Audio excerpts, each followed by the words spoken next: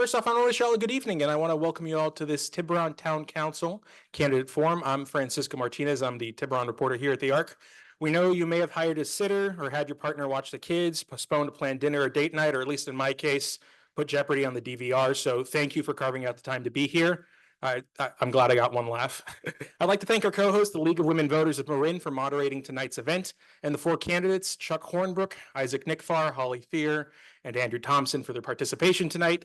The ARC, which is celebrating its 51st year serving the community, and the League do not support or oppose individual candidates or political parties.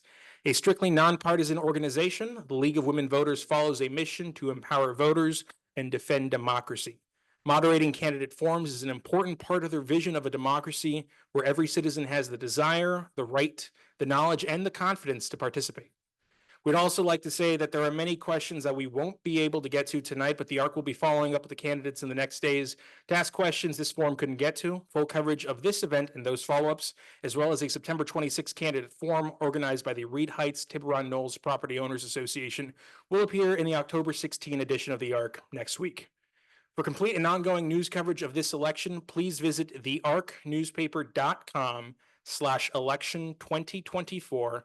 And you can find the ARC on Facebook, Instagram, X, now formerly Twitter, LinkedIn, and Nextdoor. And now I hand you over to our moderator, League member Linda Thier. Linda, take it away. Thank you. Can everybody hear me? Good. Hello and welcome to this candidate forum presented by the ARC and the League of Women Voters of Marin County. I am Linda Thier, a member of the Marin League, and your moderator for this evening's event. With me are Elaine Biagini, our timekeeper, and Carol Joy Harris, our question sorter. The four candidates here with us tonight are running to fill 2 vacant seats on the Tiburon Town Council. The elected council members will serve until November 2028. The candidates are Chuck Hornbrook, Isaac Nikfar, Holli Thier, and Andrew Thompson. Before we get started, let's quickly review a few ground rules. Please take a minute to silence your cell phones and any other noise-making devices. That's always an oh my moment.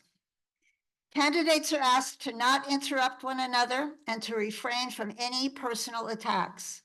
Candidates and audience members are expected to be respectful at all times. Because the League is a strictly nonpartisan organization and follows Federal Election Commission rules, no campaign materials, no buttons, signs, brochures, or t-shirts are permitted in this room.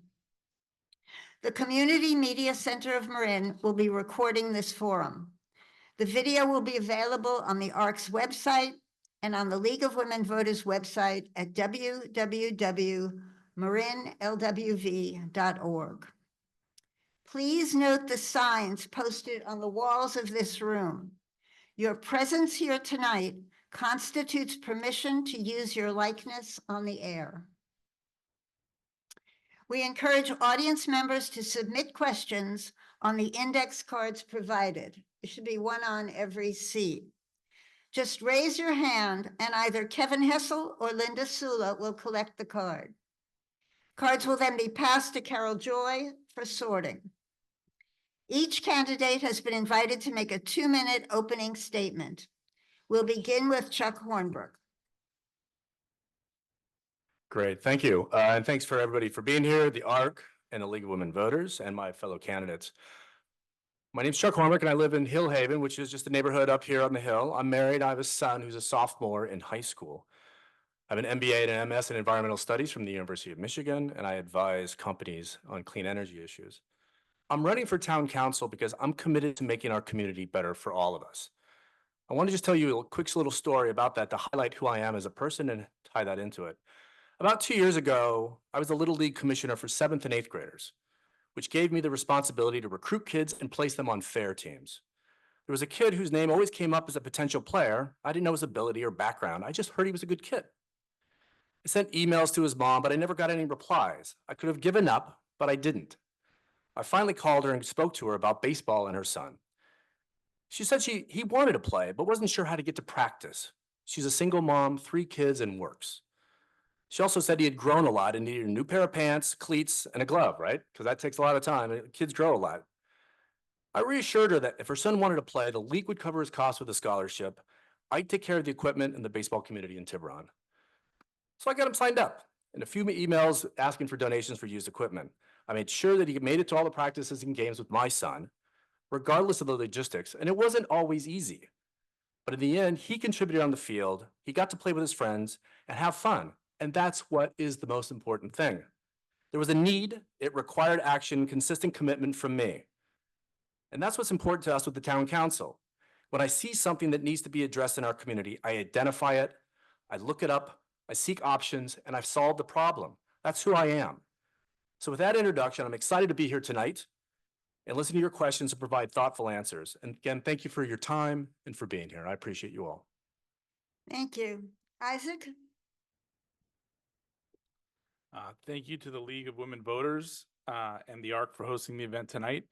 I'd like to begin tonight by speaking to my record of public service in Tiburon over the past nearly 13 years. As former chair of Tiburon Parks Open Space and Trails Commission, I spent 5 years working hard to preserve Tiburon's open space and improve our parks. During COVID-19, we ensured that our residents could use parks and open spaces, brought McKegney online, and really understood how parks became a critical part of our life here in Tiburon. I went on to start the process for this Parks Master Plan with Angela McInerney, and have continued that on with the Tiburon Town Council. I also volunteer my time as the athletic director for St. Hilary's CYO, one of the most successful basketball and volleyball programs in Marin. We really punch above our weight. And provide scholarships to families in need. I've also served as a commissioner and coach in Little League basketball, volleyball, soccer, etc.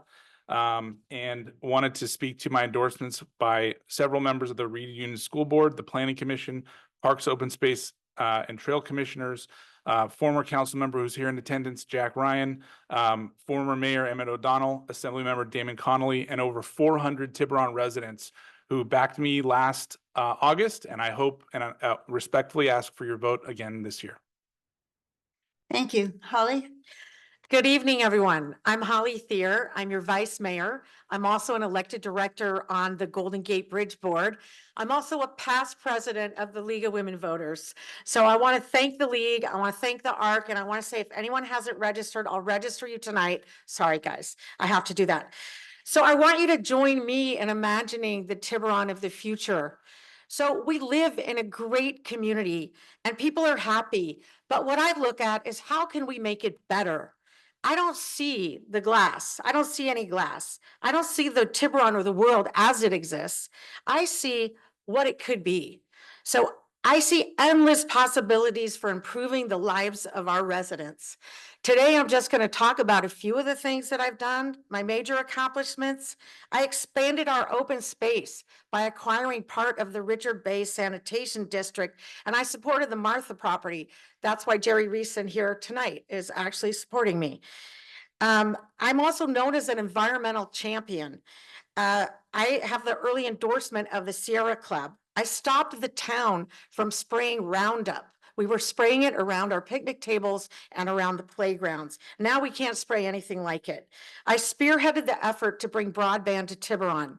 I've led the town from going from the Yema incident to what I think is the most successful diversity inclusion task force, and I've chaired that for 4 years.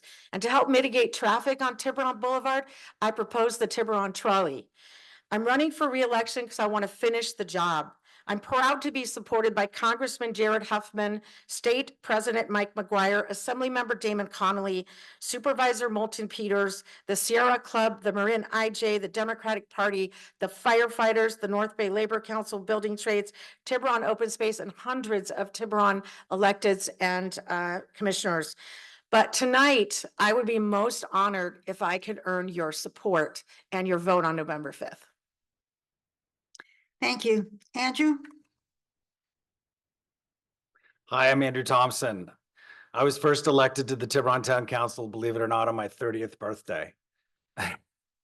I'm a second generation of Thompsons working for the betterment of Tiburon. I'm also the only council member that actually grew up in Tiburon. When people ask me what I do, I go, well, commercial real estate feeds my pocketbook, but community service feeds my soul. And I know that sounds hokey, but it's really true. I absolutely love making a difference for this community. I'm running because the council frankly needs my experience. I see where they're making mistakes and I know I can do it better. One thing I can do is, as one of the most experienced council members in Tiburon history, I'd like to give you some advice on how to make a choice for council members. There's really 4 criteria. 1, are they selfless, dedicated to the town rather than personal gain, or are they beholden to outside special interest groups? Collegial, working effectively with others to get things done. Skills, they have skills like construction, project management, property law, fiscal management, all very important for a town. Most importantly, do they have the time and the ability to get the job done? I have all those criteria. Selflessness, well, that just speaks for itself. I been there, done that. I don't need the fame. Collegial, we might disagree on issues, but we have to remember we are all team Tiburon here. And that means we need to work together and get the job done. Skills, I have experience in fiscal management, strengthening neighborhoods, organizations, real estate projects, management, and the proven track record of saving your particular tax dollars. Finally, I'm an empty nester. I've got all the time in the world now to dedicate back to Tiburon, and I'm really ready to put it all on the line for you again. So I look forward to that. Thank you. Now for the questions. Candidates will each have 1 minute to answer. To be fair, I will rotate the order in which questions are asked. Candidates, please feel free to ask me to repeat any question. We'll begin with Isaac. Okay, first question. Regarding the recent Marin Superior Court order to remove the 93-unit Paradise Drive site from Tiburon's housing element, what is your position on inclusion of this parcel in the housing element? And what steps should the town council take to ensure the town remains certified and avoids penalties such as builder's remedy? Isaac, we'll start with you. Now, before, we only get a minute. I know. I Nope. probably should make this 2 questions. You all want me to make it 2 questions? I will. No, we okay? All right. Okay. All right. It was a very memorable meeting. It was my first meeting on town council. And there were probably about 8 times as many people here for that meeting. As you can imagine, a lot of really passionate people, mostly asking us to not include Site H. And I think, my vote was to abstain. There were a lot of closed session meetings that I wasn't a part of. And my own take was that I believe there's a path forward with ADUs. I think that it's a program that we need to invest more time in with the state, because we're going to be asking for larger than our normal allocation of ADUs. And I think that the process of having ADUs spreads growth throughout town. It's a more sustainable way that's less likely to tax our services and roads, of which we only have 1 going in and out of town.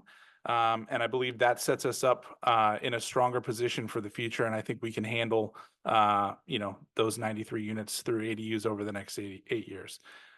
Thank you. Holly?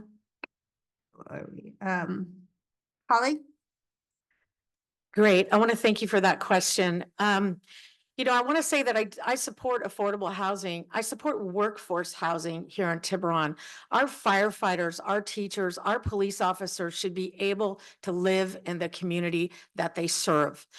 Because Site H was invalidated by the Superior Court, what that means when we talk about the builder's remedy, that means that a builder can just come in and they don't have to comply with any objective design standards. That means they can kind of build whoever they want. So I am very focused on making sure that we do not allow the builder's remedy to happen and that our housing element is not invalidated. Right now, what the court said was that there has to be more environmental review of Site H, or we can pick other sites. The town council is having a closed session on this very topic in about a week from tomorrow. So I will be very focused on making sure that we do not let the builder's remedy kick in and we preserve our housing element. Thank you. Andrew? Yeah. Coincidentally, I was also, believe in workforce housing. I was actually the advocate that caused us to buy the town's first Marsh units right behind us here. So I started that. This housing situation is an utter disaster. It's basically destroying one of the most important things of being a town, which is local control of our land use planning. And it's horrendous. The reality is, because of my experience, I can see not just where we are, but where are we going to end up. The reality is we're not going to comply. Okay, we're not. And so we have to prepare for that. And furthermore, we need to do a better job of organizing cities like us all over California, use our political and economic muscle and get the legislation changed. And they know they've tried, but it was not very good. And we need to do that again and apply real pressure to Sacramento and get our local control back. Thank you. Chuck?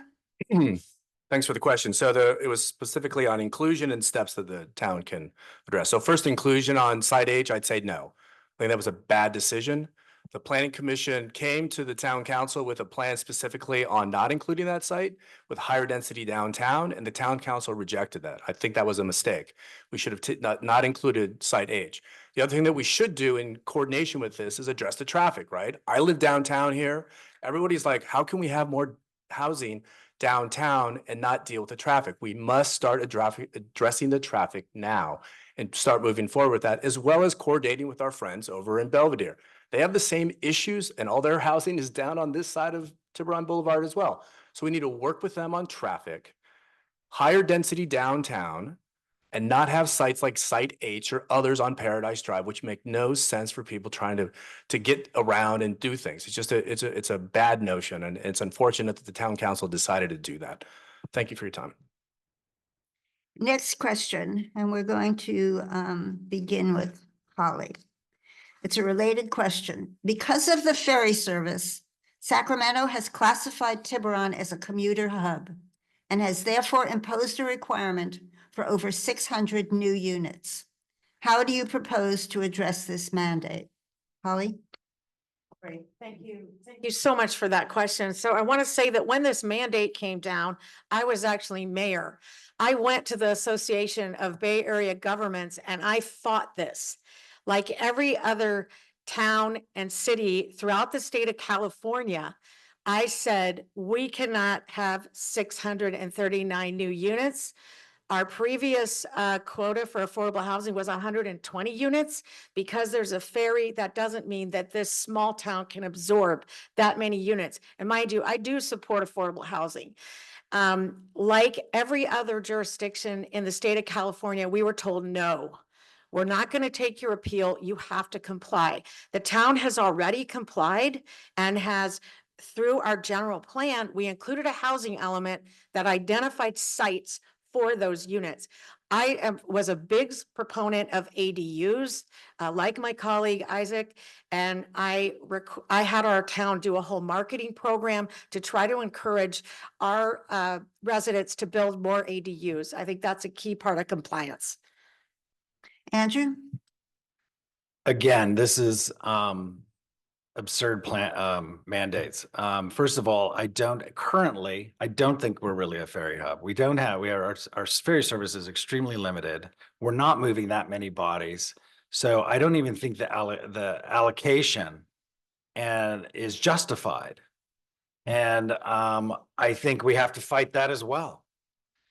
I just think people are falling into this state mandates. And yes, we have to show that what we can do, and ADUs is one solution, But we're never going to get to these numbers. And if we do put it into the town, the locals, just like on Paradise Drive, are going to sue us and fight all the way. So let's get out ahead of this and change the law. Thank you. Chuck? Great. So I'm on the ferry advisory committee, and I ride the ferry, and that's actually why we selected this house down here, so we could take the ferry into downtown San Francisco. I think that what we needed to do early on was work with the state, again, Belvedere with us, and say, we need to increase access to downtown. We need to work with you to do that, and then we will become good citizens in terms of housing. We didn't do that. We missed our opportunity to collaborate with Caltrans, with the state, to do those pieces. So I agree, it's a tough situation that we're in, but the ferry is there and it has access to do things. And that's the one piece. And on ADUs, that's a nice little piece to add to it, but we can't put all our eggs in the ADU basket. So we're going to have to do, again, more housing down here, housing above Reed Elementary for employee housing and all the different pieces there. But again, there's the ferry services here. It's access to downtown San Francisco. It's the reason why a lot of people have moved here. And there's an ability to do that and keep the traffic down here. And the final point is 90% of the people who work in Tiburon commute here. Thanks. Thank you. Isaac? Yeah, so could you repeat the question? Sure. Because of the ferry service, Sacramento has classified Tiburon as a commuter hub and has therefore imposed a requirement of over 600 new units. How do you propose to address this mandate? Yeah, so a couple things. I want to make sure everyone who hasn't been following the news understands that every town that has fought this and sued the state and tried to apply pressure has lost, cost their town hundreds of thousands of dollars in legal fees, and opened themselves up to risk with the builder's remedy. So this is something that the town and the town attorneys have advised against, because you're just opening yourself up to costly litigation. And my path forward is really around ADUs and taking the control back, giving it to Tiburon residents. Building in Tiburon needs to be sustainable. That growth is key. I think the other piece of it is I'm also leading the charge with Belvedere City Council members and Mill Valley around how do we improve our traffic, including this traffic study. My goal is to get people from downtown to 101 in 15 minutes. We're going to do that through technology, partnering with Caltrans, and we're going to help build this sustainable growth in Tiburon by, again, leading the charge with ADUs, going back and negotiating with the state, and building sustainably. Thank you. Next question, we're going to begin with Andrew. This is the last housing question, at least until they come in from the audience. By the end of your first term, the state will be reviewing Tiburon's actual mid-cycle progress toward issuing permits for new housing. If the town doesn't meet those goals, we'll be subject to penalties similar to the builder's remedy.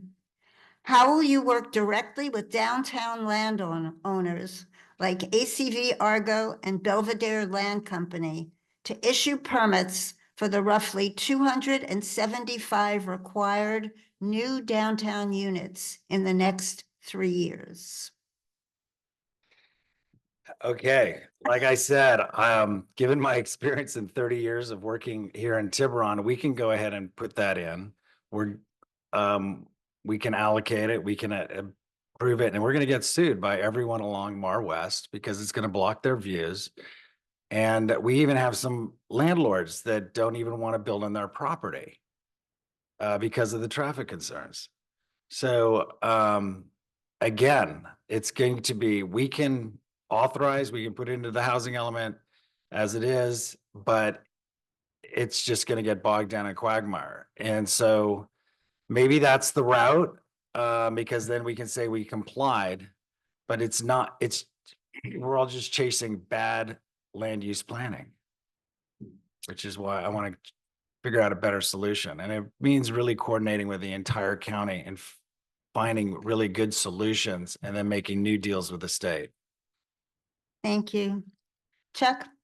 Great, thanks for the question. So I would approach this like a sales issue, right? So you get a pipeline of where you need to be on the projects and you know the sites. So there's the sites that have high density and the possibility to do that. And actually, I was talking to one of the landowners today and I said, what is the barrier for keeping you guys to build on these sites? And they're like, that's a great question. Love to talk to you more about that. And I don't know why our town council now hasn't even started doing that. Because as you stated in the question, in 3 and 4 years, this has to be done. 275 units have to be permitted. We should start going through that now with accountability with the staff, going through a project plan to say like, have you contacted them? Where's the permits? What's keeping us from doing the permits with both Shark's Deli location, the location where B of A is, this nice little parking lot right over here, all these pieces, the site behind Reed Elementary, it's setting it up like a project or like a sales plan, identifying these pieces. The current town council doesn't have that skill set to drive staff to do that. That's why you need a town council like myself. Thank you.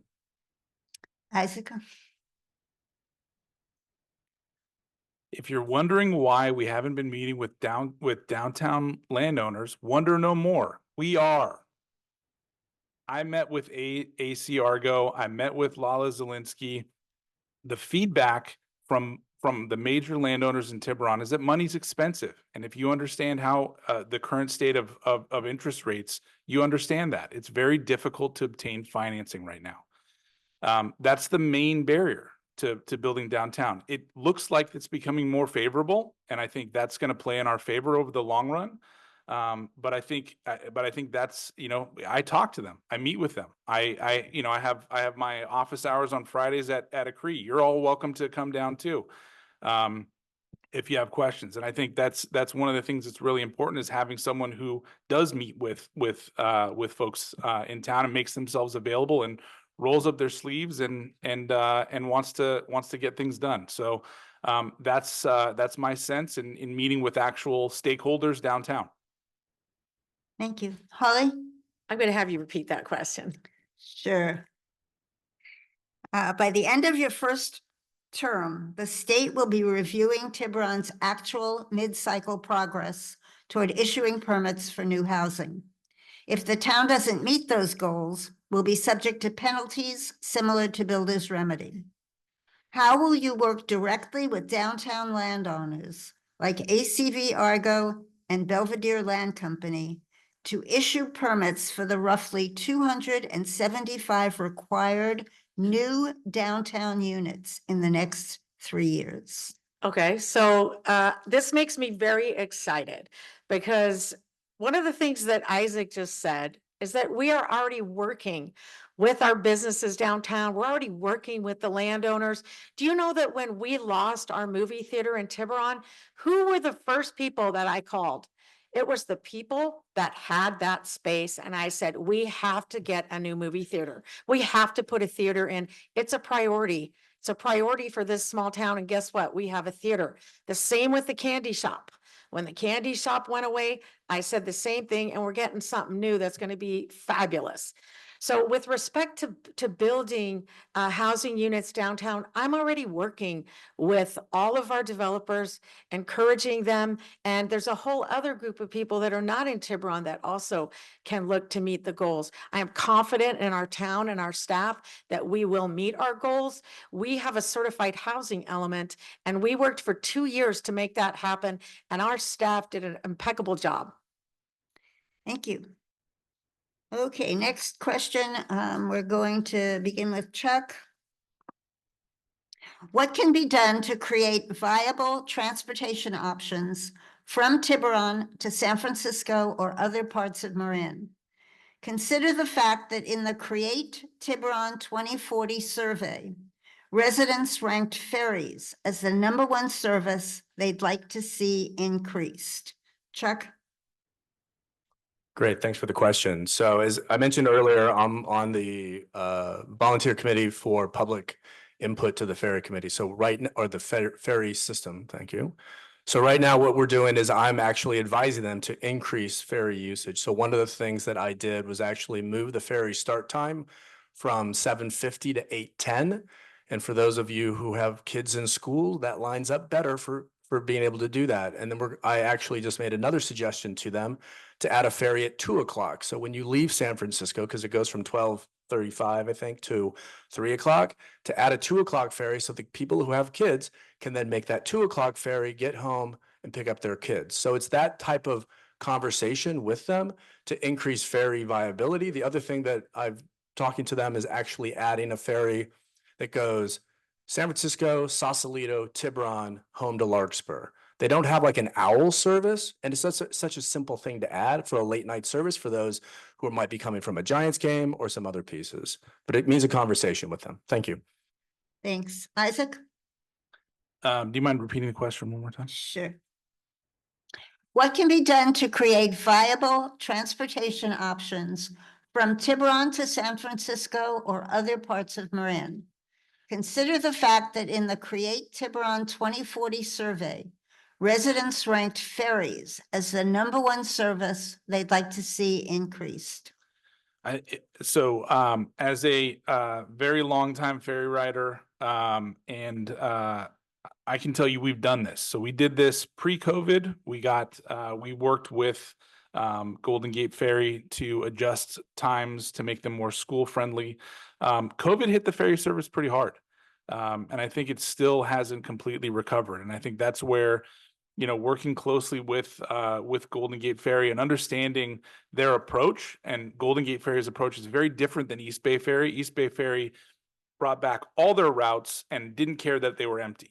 Golden Gate Ferry has decided they wanted to slowly ramp up service. And so it's continuing to put that pressure on Golden Gate Ferry to ask for more routes, lining it up with school times. We did this before COVID. We're doing this now. This is just a natural progression. And I think Golden Gate, I know the workers on the ferry well. They're great folks. They want to help. And we'll get there, but I think it's a slow roll, and we can't just sort of put a Band-Aid on it. We tried that with a private ferry service and it didn't turn out well. So I think we've got to make sure we double down with Golden Gate and work with them. Thank you. Holly? Thank you so much for that question, Linda. So as the director who's elected to serve on the Golden Gate Bridge Board, I was elected by all of the mayors and council members in Marin. So that's 11 cities and towns. I am working with our director, with our general manager, to do a ferry survey for Tiburon specifically. We're going to reach out and we're going to figure out what times work best. Anytime you change the ferry by a little bit, one group complains, another one complains, and we've decided we're going to get it right. So look for that coming up. It's going to be very exciting. In addition, I proposed Tiburon Trolley. Tiburon Trolley would start over near Strawberry and actually connect Tiburon to other transportation services. One thing that I don't think was very smart about the SMART train is that they didn't come to Tiburon. Had I been on the council, I would have made sure that that happened. But I am excited by that question. I think the future of transportation is going to be changed. Tiburon Trolley is going to be an all-electric open-air vehicle, and I'll talk more about that later. Thank you. Andrew? Love ferries. I rode the ferry to work throughout the 90s and then the next decade. It was absolutely fantastic. It was probably the heyday of the ferries. We had the Zelinsky catamaran boat, so fast. It had seating that it was social, a blast. They had basically a ferry every 2 hours. Not happening. So we have to work with reality. Isaac was right when he goes, COVID hit it. It is decimated. Our commute patterns are totally different. I lease up office buildings. Do you know what the vacancy pretty much is close to in San Francisco? 50%. Nobody's going to work anymore. It's totally different. And that is why we need to make that argument as well with the state as far as housing. Now back to housing, just if I something, because I wanted to sound like there's nothing we can do. I've had an idea since when I was first in office in the early 90s, and that was senior housing downtown. Top floor, high density floors, maybe next floor, kind of quasi assisted living, and then maybe some memory care. All residents who don't have to leave their community, but now have the services without stairs right downtown. So I think that's a great solution. Proposed it to a couple landlords. They weren't interested. Thank you. Next question, we're going to begin with Isaac. School traffic is a nightmare. What solutions would you recommend? Comment on a free or incentivized bus service, as well as programs encouraging kids to ride bikes or walk to school? All right, so I'm a big fan of the yellow bus program. I think what Councilmember Ryan, Sarah Klein, and other folks put together was an incredible system. All three of my kids took it as when they went through the Reed School District K through 8. Continued taking the bus at Redwood. I think it's an incredibly important service. I think it should be fully subsidized, and I support that by both Tiburon and Belvedere. And I would say also to address bikes, our household is a no e-bike household. I like the kids riding regular bikes, I understand hills and that sort of thing, but we've got to have bike trains. We've got to have people that are willing to make responsible choices around getting to and from school. Bikes are a great way. My kids also rode their bikes to Bel Air. We live in Del Mar, so they just walked across the street for Del Mar. But that's what I would say is we've got to restart the bike trains. COVID hit the bike trains pretty hard as well as the yellow bus program. So Thank you. Holly? Great. Thank you for that question. So my kids also took the yellow bus all the time. I'm also on the JPA, the yellow bus JPA. We're constantly looking at how to mitigate traffic on Tiburon Boulevard. A couple of plans that I have is actually, have you ever seen some projects in your neighborhood where 25 construction workers drive their private cars to your house and park in your neighborhood? So I'm working with our department to create construction management plans so that the construction vehicles can go in, but only one vehicle, and the company has to transport their workers in a shuttle. They shuttle them in. That will reduce traffic. I'm working on Tiburon Trolley, which is an all open air electric free vehicle that will go up and down Tiburon Boulevard and reduce trips of people driving their child to Bel Air and then to the BTC or the TPC. In addition, I'm working with Caltrans to time the traffic signals better and also to create smart traffic signals. Thank you. Thanks. Andrew? What was the question again? Because we hit a lot of subjects. School traffic is a nightmare. What solutions would you recommend? Comment on a free or incentivized bus service, as well as programs encouraging kids to ride bikes and walk to school. Yes. Okay. Definitely. I mean, I was Tiburon Traffic Committee in the 90s, and we were really trying to force carpooling. We didn't have the yellow bus yet. I think I also support the yellow bus. I think it's a great idea. We need to move a couple of the stops off Tiburon Boulevard onto side streets because they completely block traffic. And a trolley, well, it really ought to be integrated. I mean, it's so that it's totally coordinated. And yes, if we can subsidize this, all the better. The problem with yellow bus right now is they're having scheduling issues and people are starting to abandon it. So we need to fix that. It needs to be on schedule. Another thing, also around 2000, I said, if we're going to have a construction permit, construction workers cannot come in or out of Tiburon during crunch time. I nicknamed it crunch time at that time. That's the time in the morning and the afternoon when it's the hour that's most bad. I couldn't get 3 votes, so maybe I can get 3 votes now. On that note, Chuck?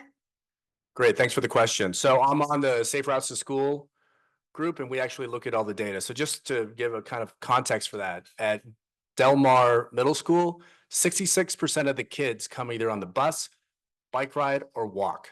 66%, so pretty good.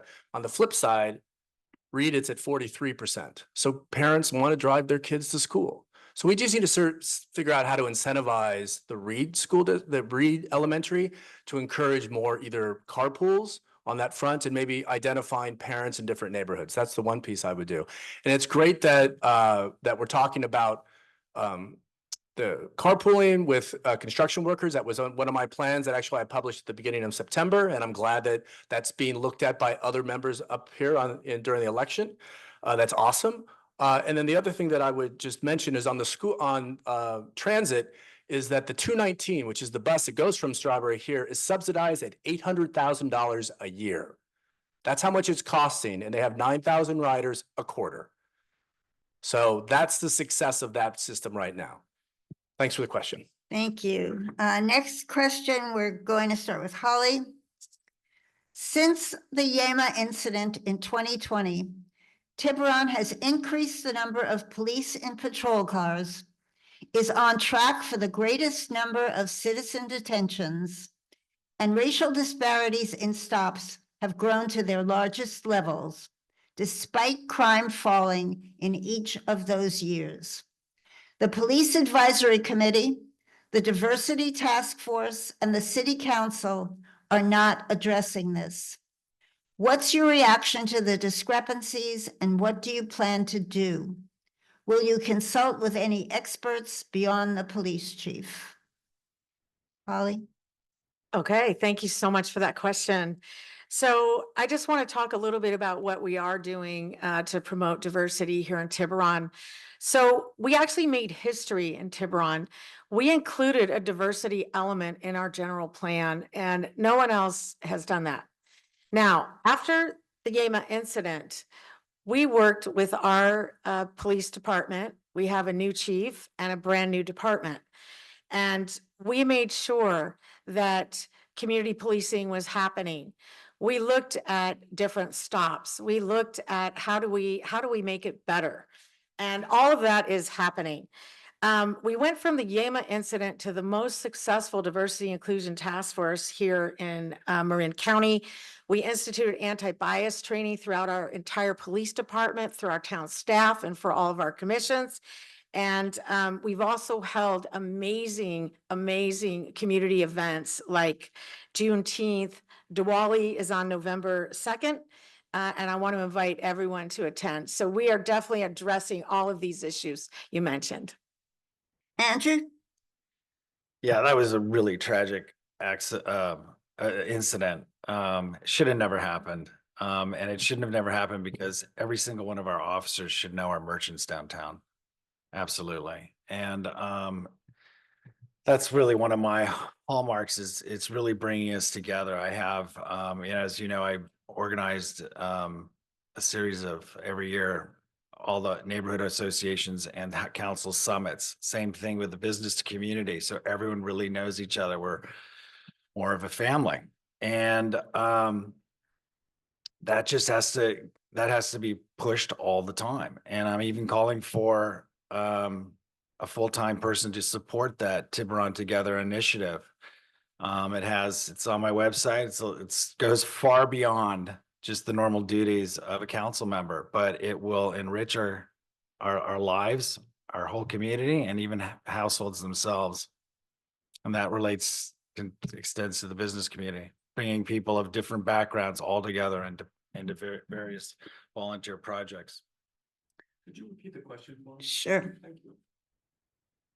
Since the Yema incident in 2020, Tiburon has increased the number of police in patrol cars, is on track for the greatest number of citizen detentions, and racial disparities in stops have grown to their largest levels, despite crime falling in each of those years.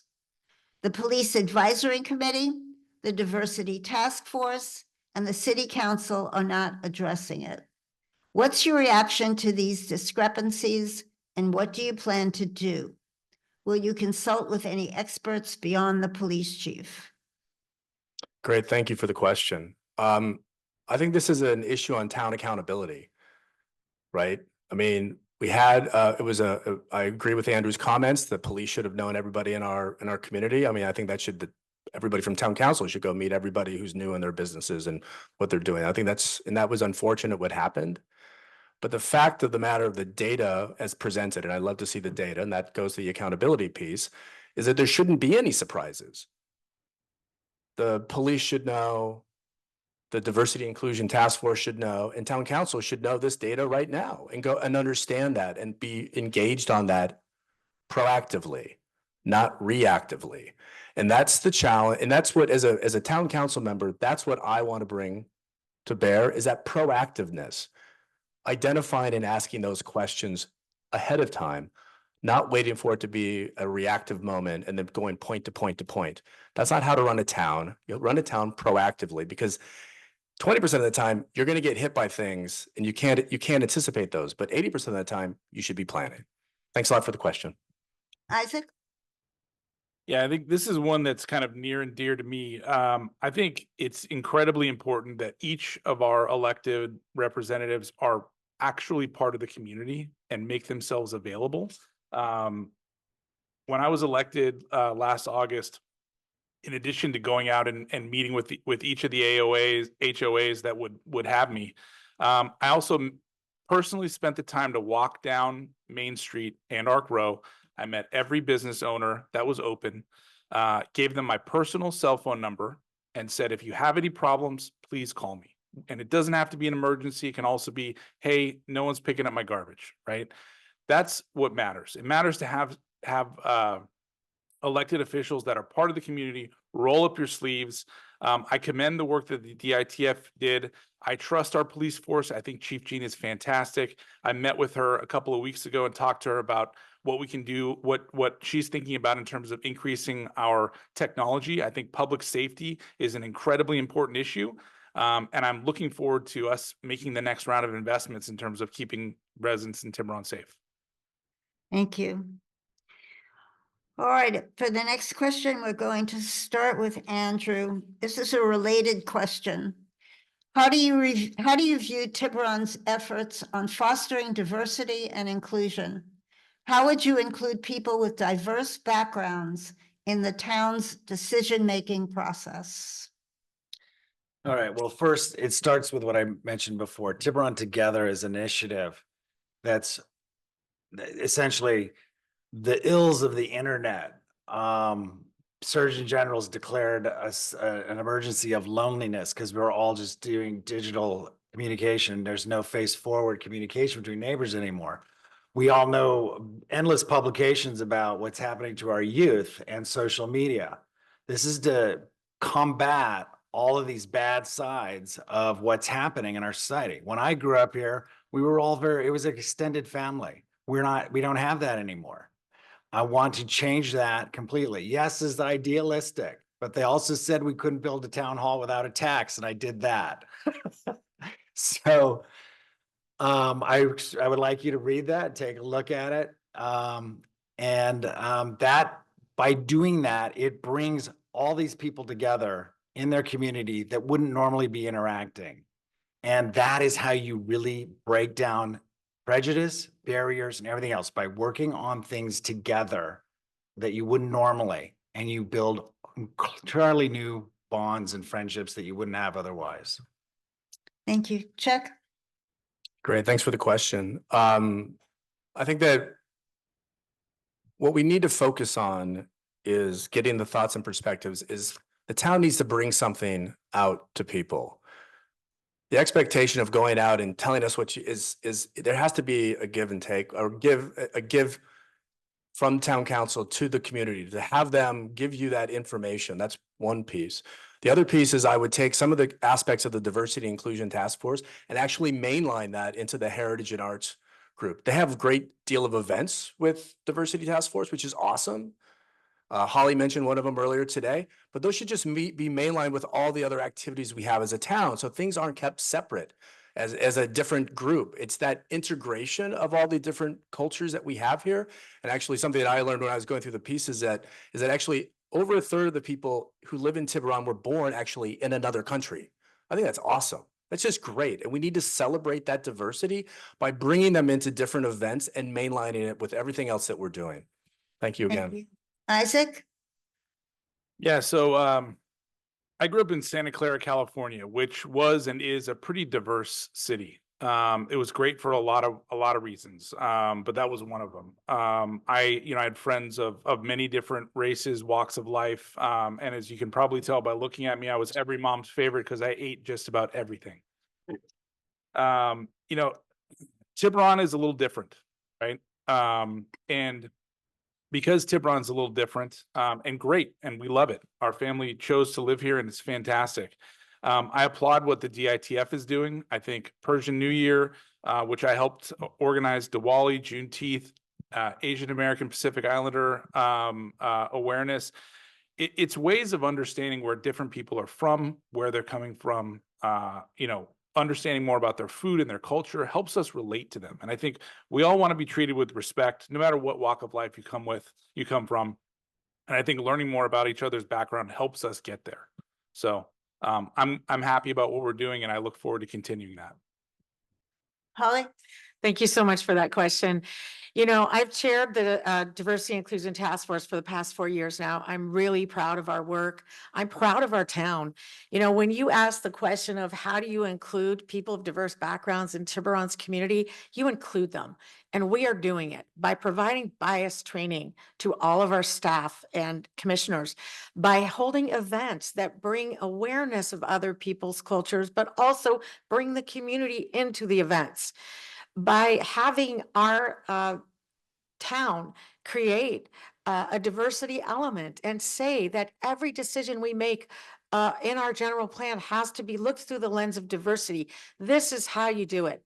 Now, I think you all know, I'm a single mom with 2 children. I moved here from San Francisco. My kids were in public school in San Francisco where there was true diversity. That was a consideration for me. I was worried.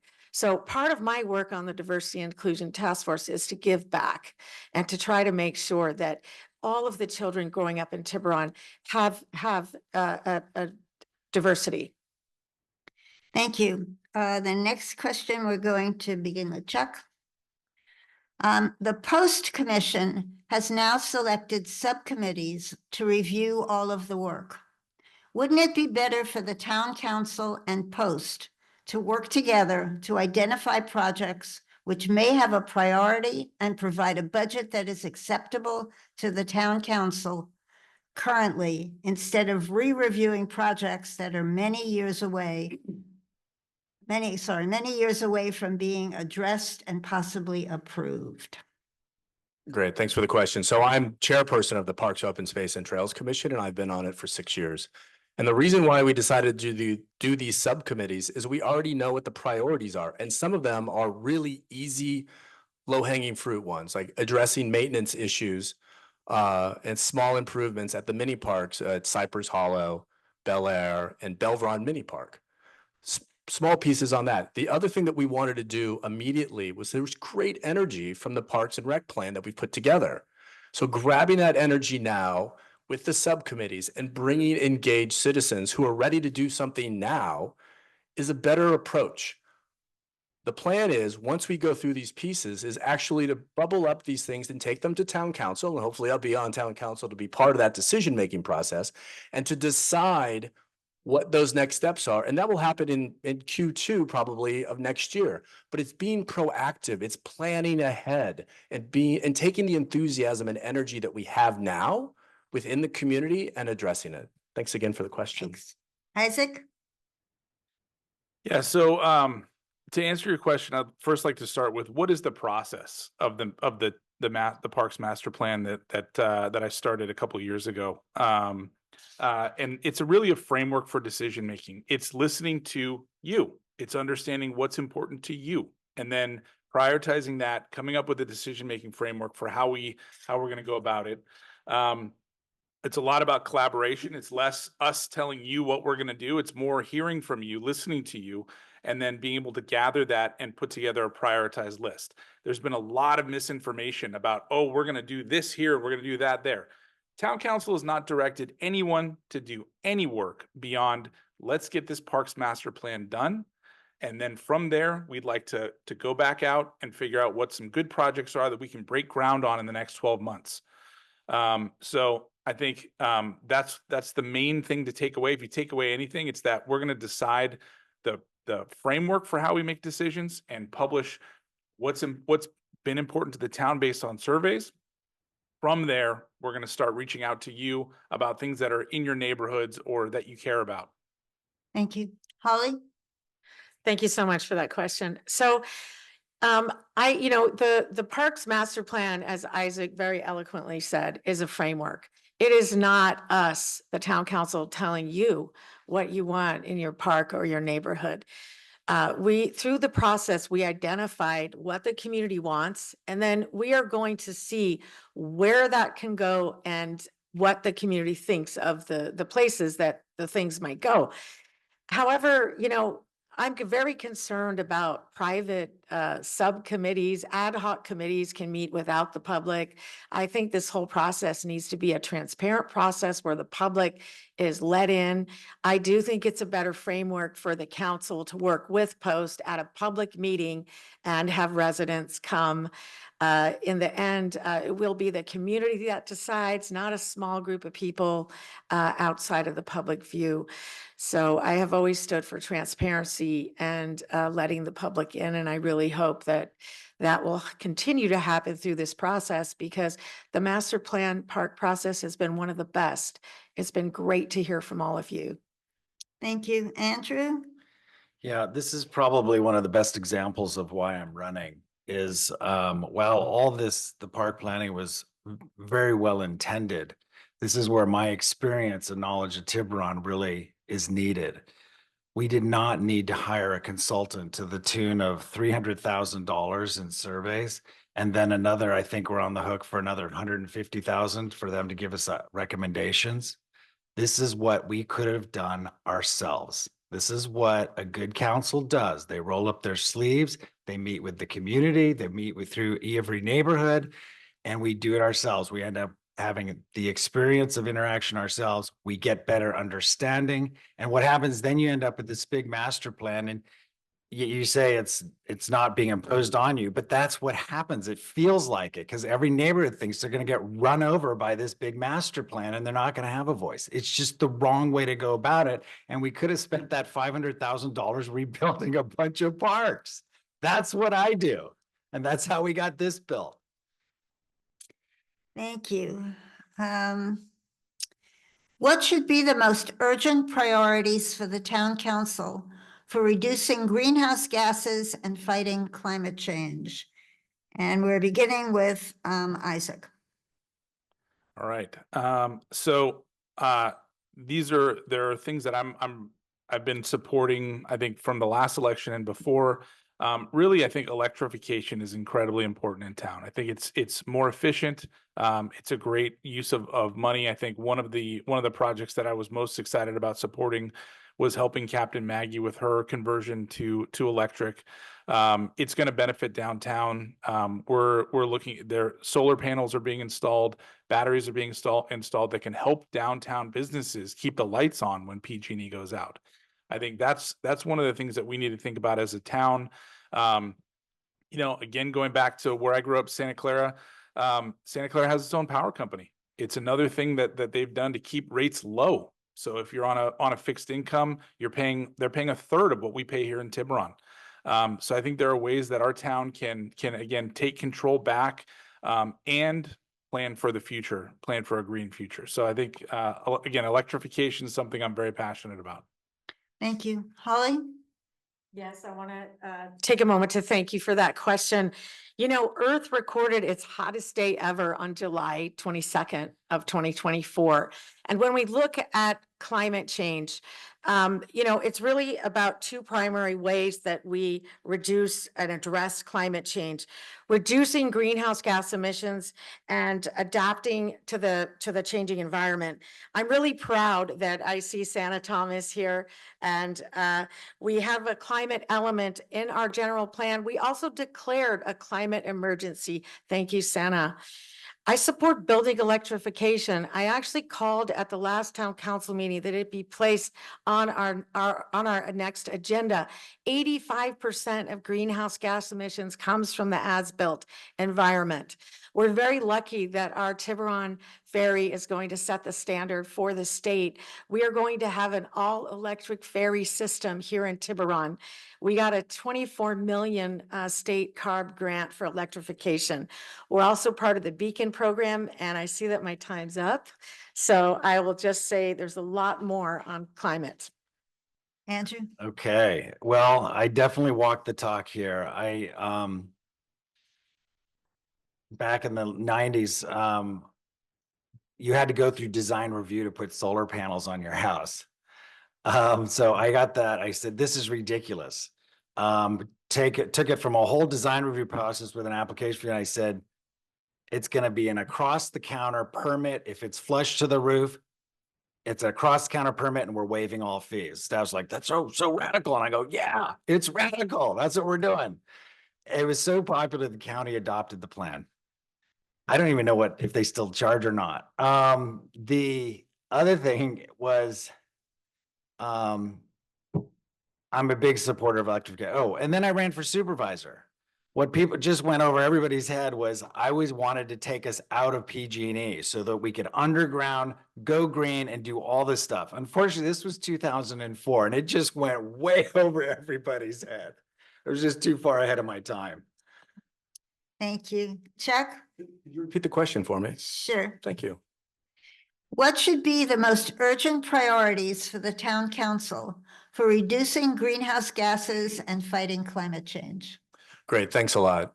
So in Marin County and also in the GHG inventory for the town of Tiburon, it's transit is actually the biggest driver. So it's identifying ways to improve carpooling, to get people on using bicycles. So in my transit plan, actually, it's putting in different bicycle pods that would be both here, Blackie's Pasture, at the Cove, and down in Strawberry. And it's identifying ways to electrify the fleet here in Tiburon, and we actually have done a really good job on that. The second thing I would be doing is actually adding solar panels on the library here. I actually went and spent about 3 meetings trying to get solar to be put on that roof, and it didn't happen. I'll go back and keep trying to do it. And I think Crystal, the librarian, is trying to make that happen. But that's another piece that we need to do. But and then finally, it would be in terms of electrification for municipal buildings. So it's removing the natural gas that's used for any kind of appliances and those pieces. But it's those major things. But transit is the biggest GHG emitter for us in Marin County. Thanks. Thank you. Next question, we're going to begin with Holly. Residence surveys show evacuation route maps and route signage are top priorities for disaster preparedness. What are your preparedness goals for the next 4 years? How would you promote education and planning around disaster preparedness? Thank you so much for that question. I actually serve on the Disaster Council, that is Belvedere and Tiburon, and we work on this almost every day. We do have evacuation signage that will be going on to direct residents how to get out in the event of an emergency. Tiburon has one road in, one road out. So we need to make sure that everybody knows in the event of emergency how they can safely evacuate. So the biggest part is really education and making sure everyone has their maps. Right now, Tiburon 94920 is organizing. We're having a huge event on October 19th in Zielinski Park that will address this very question. So please come from 11 a.m. to 2 p.m. There's going to be a lot of information there that will address this. So I think it's really resident education, preparing your own plan, and also working with our Tiburon 94920 and engaging our communities to work together in disaster preparedness. Thank you. Andrew? Can you give me the specific aspects of the question again? I'll read the whole thing. It's probably easier than me calling out the most important part. Residence surveys show evacuation route maps and route signage are top priorities for disaster preparedness. What are your preparedness goals for the next 4 years? How would you promote education and planning around disaster preparedness? Okay. Yeah, this is also part of Tiburon Together, because we're going to be putting together an extensive network of communication beyond what we have today. It's going to be about neighbors knowing where everybody's gas line is and everything else, so they're really connected. So the neighborhood thinks about we, not me. The evacuation situation is just horrible. I mean, if we have a major fire coming down from Ring Mountain with a heavy north wind, we can't get out of town. We do have 2 roads. We have Paradise Drive as well, but that's a windy, wooded area. So we just have to work through every scenario and think through every scenario and think about, okay, if we have this in ours, what are we going to do? So that we have the plan. It's not of, oh, what's the plan? It's part of everybody's mentality and we're ready. Thank you. Chuck? Great, thanks for the question. So the first thing I would do, that my goal would be, we should have a disaster event. We should practice that. So just like they did in Blythedale Canyon and Mill Valley, we should do that. So the town council should ask the disaster preparedness joint group to plan that and make that happen, so we can identify where we have issues and problems. We haven't done that since I've been here. So that's the first thing I would do. The second thing I would do in terms of education is, there's a number of different organizations that already happen to do this. One is called Resilient Neighborhoods. I don't know if you guys have used it, but it's great. It focuses both on GHG reduction, but it's also on how to prepare for a disaster. It's a great program, and I think that would be something that all the neighborhoods could do together. And then there's also something called the FireWise community, which is also another set thing to deal with fire issues, which is very prevalent. I live right next to the open space up here. And finally, what I would also do was follow a similar model that they did in Mill Valley, which is called the Community Engagement Program, which follows exactly what they do in terms of emergency preparedness. There's models that exist out there. We don't have to replicate the wheel. We can leverage those pieces. So thank you. Isaac? Yeah, so I live in the Delmar neighborhood, and we actually have one of the board members here today, Colin Crawford, who's a recently nominated to the Disaster Recovery Advisory Board. And one of the things that I think we've done incredibly well in Delmar is we know each other, we know our neighbors, we have block captains. Alexa Tolme, who lives one house down from me, is the person that I go to if there's a big issue. I think for it's important for neighborhoods to know each other. Like I'd said earlier, you're elected representatives, and I think neighbors, you need to know each other and meet each other and get to know each other. So that's a big one. I think it's also one I would challenge previous town councils, where, this is something that they haven't figured out. For what has Tiburon been around for 50 years, 60 years, never had a plan? That's surprising to me. So I think that's something, I'm only about a year on, and something that I think will be a priority. I look forward to working with Colin and the Disaster Recovery Council on that. Thank you. Next question, we're going to begin with Andrew. What are your priorities for capital improvement projects, and how does that align with your goals and vision for the town? Well, that's pretty broad. Right now we've got the recreation master plan that started. I would like to see immediately, I think far too often, we're making decisions in these council chambers. And I've said this over and over to people all the time. You've got to make your decisions out where it's going to happen, because bad decisions are made when they're not made where it's happening. You don't see the impacts. I would have immediately, I think, right down in Blackie's pasture next to the restrooms there, we should be experimenting with volleyball courts and other things like that, and just see how much, instead of trying to make decisions in the abstract, let's see how many people are using it. Let's see what's going on. Then you'll know what you really need to do. Capital improvement, it's more of a coordination, but I do want to talk about Tiburon traffic. Is that coming up? If we have time, it's coming up.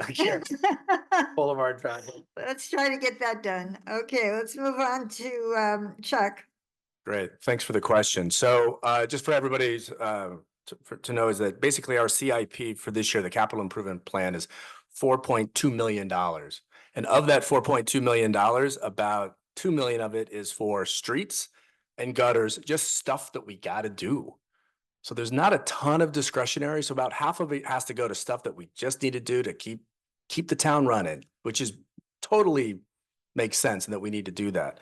Other things that I would prioritize is at the Corp Yard, which is back over here by Reed, is a very, very, very old building, and it will be critical in an emergency. It needs to be rehabilitated. The town has slowly rebuilt the funds for that, but we need to spend money on that immediately. It's not sexy, but it's necessary. And those are the things that we need to do.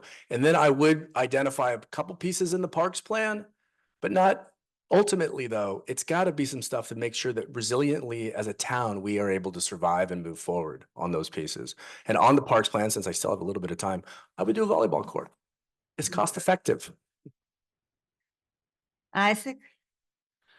Yeah, so we just went through this on town council. And I think for any of us that live here in town, our roads are not in great shape. And I think that's something that we need to spend money on. It's an important piece.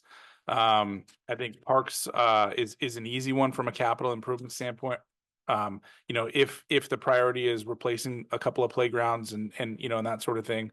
I think the one that nobody talks about is improving public safety. I think that comes in a couple of forms. One is we've got to upgrade our technology infrastructure through town, the cameras, other tools for the police force to help identify who's coming into town, who they're targeting, where they're targeting, so that we can stop this rash of burglaries and other property crimes that are happening right now. So we've got to make sure that the police force has the tools they need to be able to act quickly and stop this predatory group of folks from coming in and committing property crime.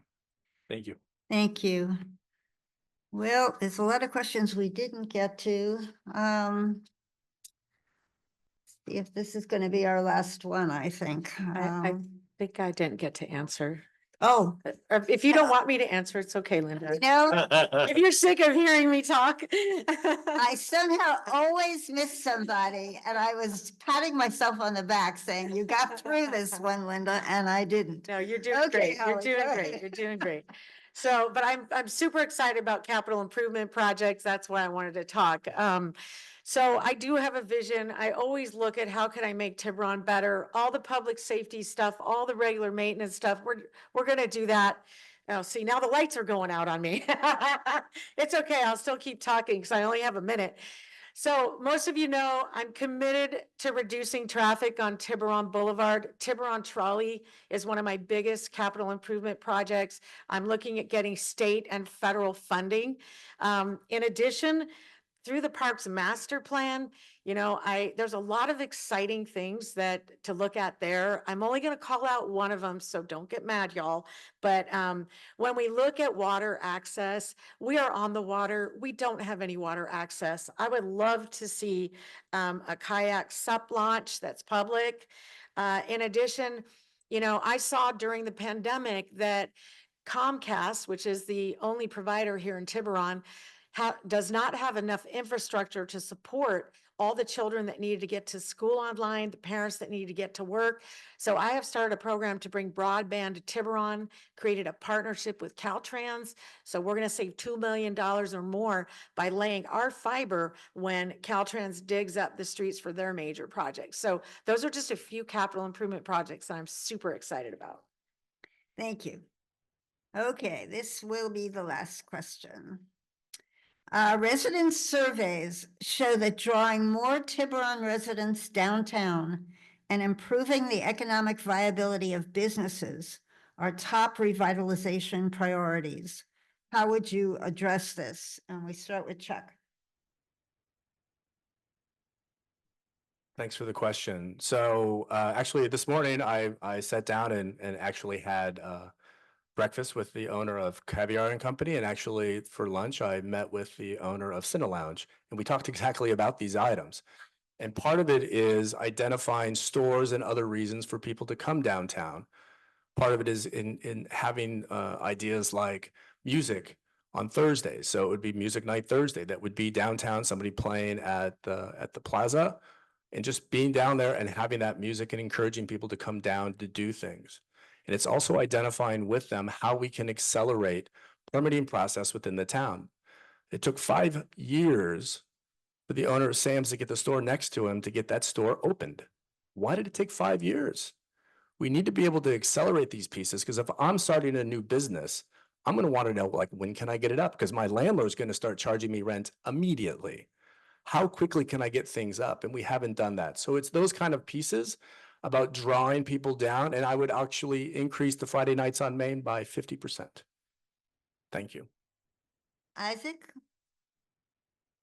Yeah, so I think drawing people downtown is a high priority. I meet regularly with Connor, who leads the group that owns Sam's, John Hoffman from ANC Ventures, met Christian with the movie theater, Lala Zelinsky, like I mentioned before. And I think the key things there are having family-friendly events downtown and other events, but also making sure there is that continuity where we need to connect, make sure Main Street and Arc Row are connected in a continuous downtown, so which will keep people there longer. I volunteered at the wine festival last weekend, and it was incredible to see when people were done with the wine festival that they were able to come downtown and enjoy the shops, and we didn't have to close anything. They just migrated over. So I think being able to use downtown for events like the wine festival, like Diwali, like Persian New Year at Zelinsky Park, it's a way to draw people downtown. I think the other way is by thinking about through the Parks Master Plan, how we can set up the right recreation areas, like maybe pickleball or other things like that. I said pickleball, don't shoot me. But other events like that can bring people downtown and get them to spend time downtown. Thank you. Thank you. Holly? Can you repeat that question? Sure. Residence surveys show that drawing more Tiburon residents downtown and improving the economic viability of businesses are top revitalization priorities. How would you address this? Great. So I've spent a lot of time looking at this issue. When I started on the town council, there were many vacant storefronts. Then we got Bungalow came in, then Malibu Farm, then Squalo Vino, then the Caviar Company. So Tiburon has amazing restaurants, amazing opportunities for residents to come downtown. Part of my plan is to have more Friday nights on Main, more events in downtown Tiburon, and also to look at working with our residents, with our restaurants and shop owners as to how we can attract customers to come down. The winter months are very bleak. People do not go downtown. I see our chamber president here. Melanie, I've worked very closely with the chamber in looking at downtown revitalization and attracting people to Tiburon. I've also worked with AC Argo, Lale Zelinsky, and all of the business owners, because it really takes a community strategy to ensure that our residents are buying Tiburon and shopping local and eating here. And that's what I've been working to promote. Thank you. Andrew? Yeah, I think probably nobody knows the economy of Tiburon better than me. First of all, I'm in commercial real estate. When I was in office, I'd do my swim every Saturday morning here. I'd go to my favorite Little David Mike's Dive Diner, and then I would go around and meet with every single shop owner, and then end up at the Arc and trade gossip stories with Barbara Ganas. and I knew what was going on in Tiburon all the time. And there's a lot of good ideas here, but here's the main basic problem. I was also in office when Safeway left, was formerly the CVS. All the greatest stores came in and looked at it. They all came back, did their math and said, there's not enough bodies on this peninsula, regardless of your incredible household income. So these stores, they die all winter to just hope they make it back in summer. So we have to change the dynamic. So yes, what does bring the people down? First of all, we do not have anything for little kids. We don't have a restaurant besides maybe, the Waypoint where young families can bring kids. We also need to figure out what's going to be fun for residents. Maybe we do a bocce ball courts at Shark's Deli, and then we have a whole new dynamic environment down there. There's just a lot we can do, and I can't wait to do it because it's really fun. And we do need to, like Chuck says, we got to be nimble and quick and help them make things happen.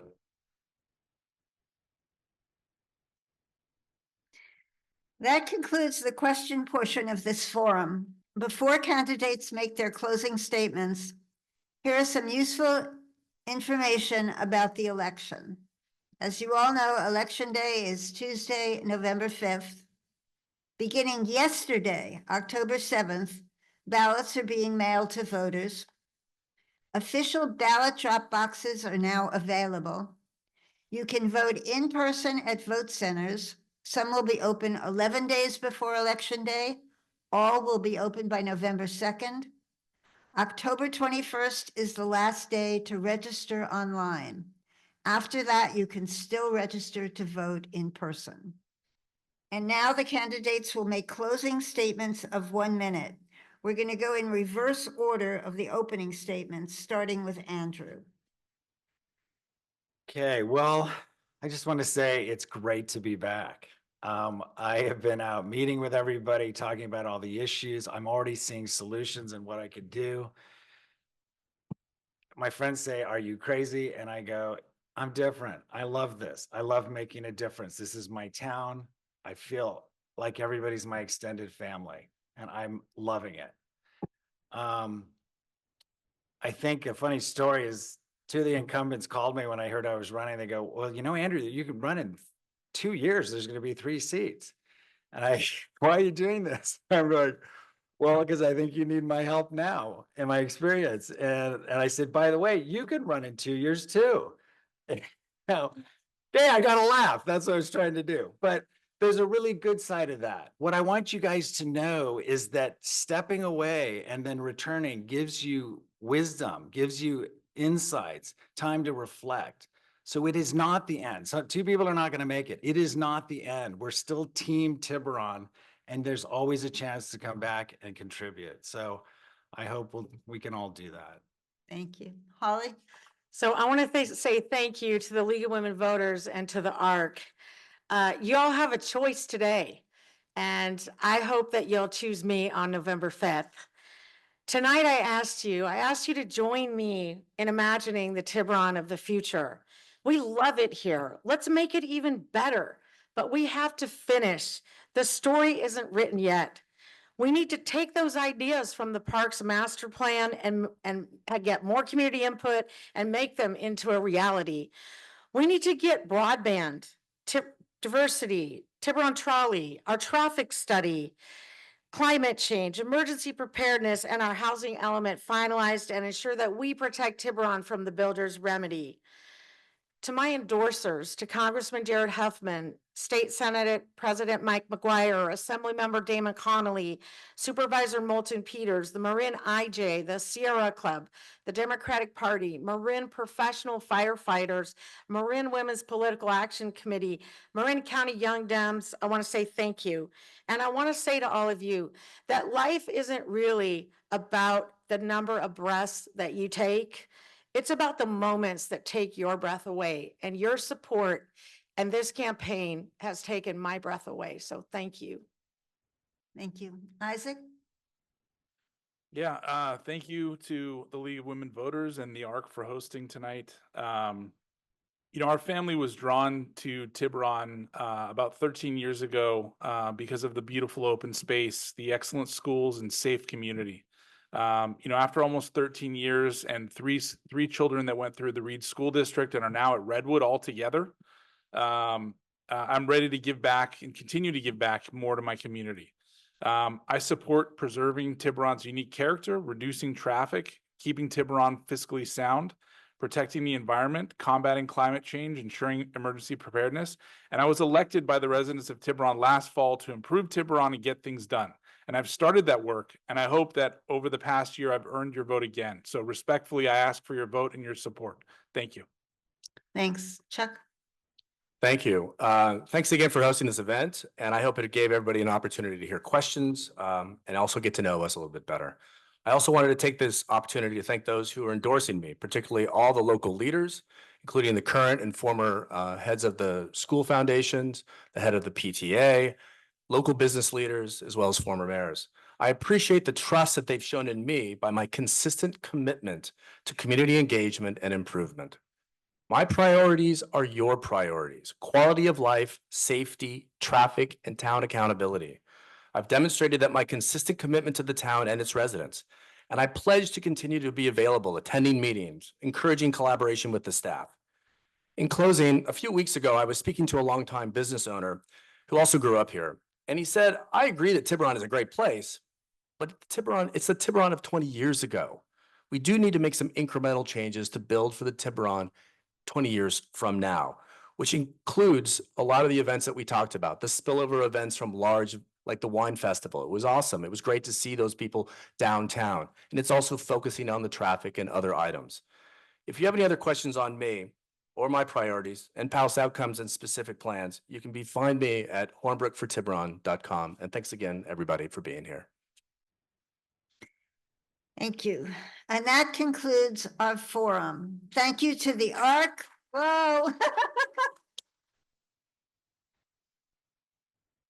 Thank you to the ARC and the Marin County League of Women Voters for making tonight's forum possible. Thank you to the candidates for participating, to Elaine Biagini for timekeeping, and to Carol Joy Harris for collecting and reviewing questions. Thank you for joining us tonight, and thank you for voting. Good evening.